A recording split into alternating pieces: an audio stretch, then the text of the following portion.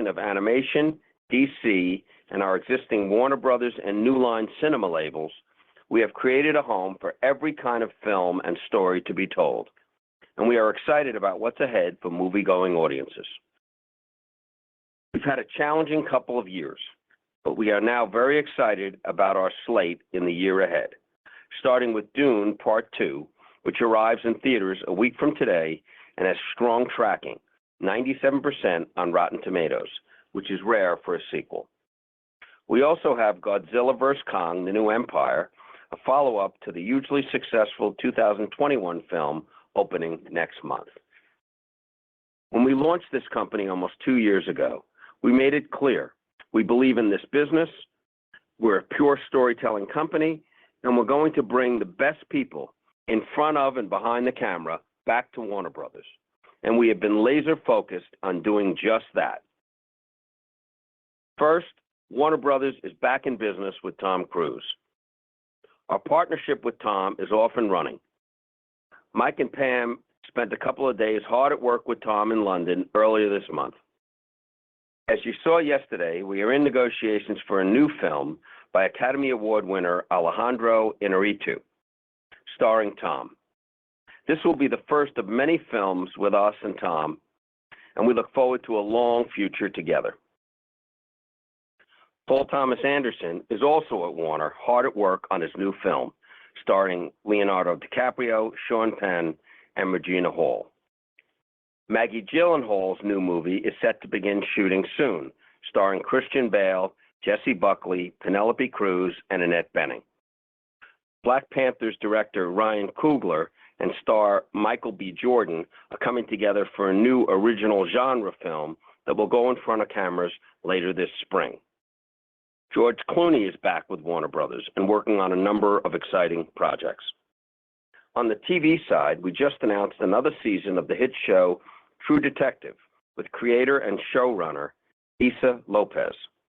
Yes. Juggernaut series The White Lotus from creator and showrunner Mike White is currently in production. And Craig Mazin has started filming the new season of the hit show The Last of Us. It's really encouraging to see so many incredibly talented creatives here at Warner Brothers. And most importantly, they share our vision to be home to great storytelling, stories that entertain, inform, and when we are at our best, inspire. This is the Warner Brothers we are building together. This is the Warner Brothers of the future. A real strategic advantage we have as a company, and I've talked about it often, is the strength and depth of our franchises, which I believe will be a meaningful driver of asset value and growth for us. And we intend to deliver on our commitment to reinvigorate the best of them. And as I've said, our major franchises have been underused and underleveraged. We are hard at work to begin to get full value. Superman. We haven't made a Superman movie in over a decade.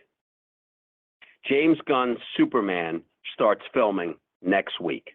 I've had a glimpse into what James and Peter are doing, and it really does serve as an exciting indicator of where the new DC is headed under their leadership.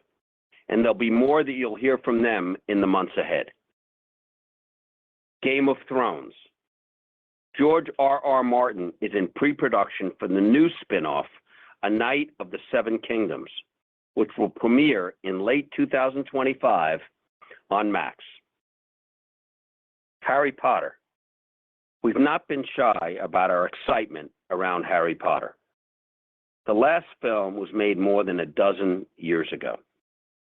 I was in London a few weeks ago with Casey and Channing, and we spent some real time with JK and her team. Both sides are thrilled to be reigniting this franchise. Our conversations were great, and we couldn't be more excited about what's ahead. We can't wait to share a decade of new stories with fans around the world on Max. We're aiming for a debut in 2026. A top priority for us has been building Max, our streaming service. We fought hard to get Max to be profitable last year. We are now committed to driving profitable top-line growth. And while it's still early innings, we feel good about the trajectory we're on and are on track to achieve our guidance of $1 billion in EBITDA in 2025. We're especially excited about the next 24 months. We have a number of meaningful growth levers ahead, including the rollout of Max in key international regions and markets, starting with Latin America next week, with markets in EMEA and APAC to follow later in the year, including new markets, France and Belgium, to coincide with the Paris Olympics this summer. Keep in mind, we are only available in less than half the addressable households and markets as compared to our larger peers. So we still have a huge opportunity for growth from globalization over the next 2 years, including many critical markets around the globe, such as the UK, Germany, Italy, Australia, and Japan, all of which we have a substantial amount of local content, and in many we have sports as well. We're also driving better segmentation and monetization by launching the new ad-supported offering, which is currently only available here in the U.S. And by the end of this year, will be available in over 40 markets globally as well. We also have a number of lucrative partnership deals internationally that will help us scale in more efficient and accelerated fashion. It's worth noting that Q4 saw the lowest U.S. churn rates in HBO Max and Max's history. And the personalization and product improvements planned for this year should continue to have a positive impact on churn. And finally, we're excited to be refreshing and reigniting our content pipeline at Max.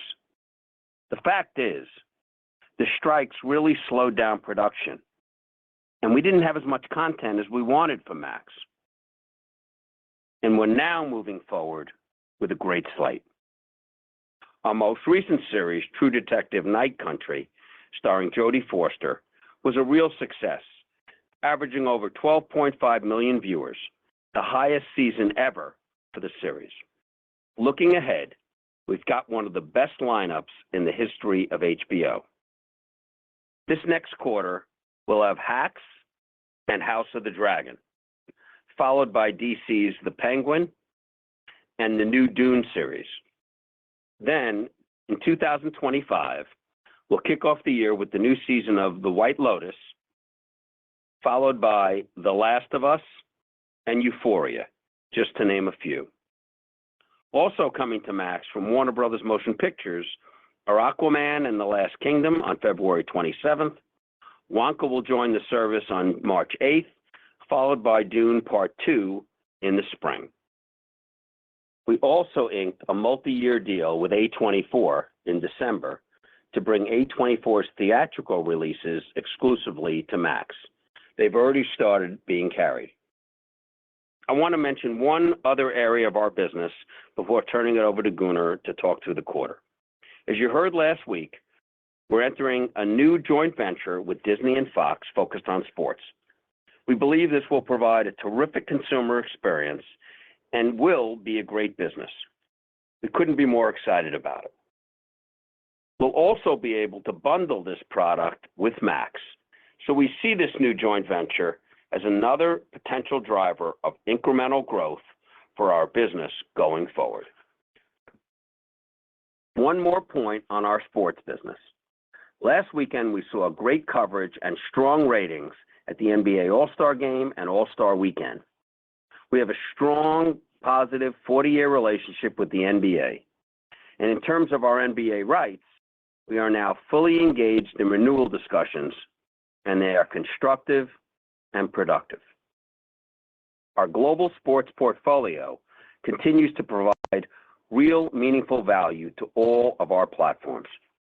We're proud to be the home of one of the most coveted collections of premium sports content in the industry, along with a best-in-class talent roster and exceptional production values. We're excited for our expansive coverage of the Paris Summer Olympics throughout all of Europe as well.